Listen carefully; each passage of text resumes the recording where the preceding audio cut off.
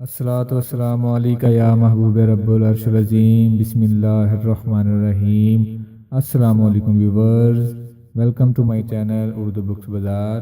میں علی آپ کی خدمت میں حاضر ہوں ایک نئی ویڈیو کے ساتھ، اور میری آج کی اس ویڈیو کا عنوان ہے ہر مسلمان کا دل مکہ معظمہ و کعبہ کی جانب فطری طور پر مائل ہے۔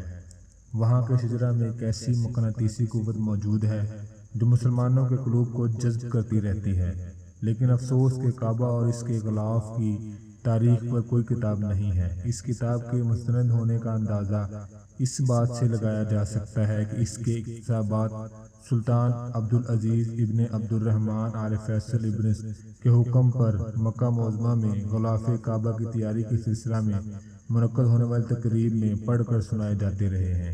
اس منفرد اور دلچسپ کتاب کی صحت کی نسبت صرف اس قدر عرض کر دینا کافی ہے کہ اس میں وہی کچھ لکھا گیا ہے جو مصنف نے قدیم عربی اور فارسی کتابوں میں پڑھا، معتبر لوگوں سے سنا اور چشم عبرت سے دیکھا۔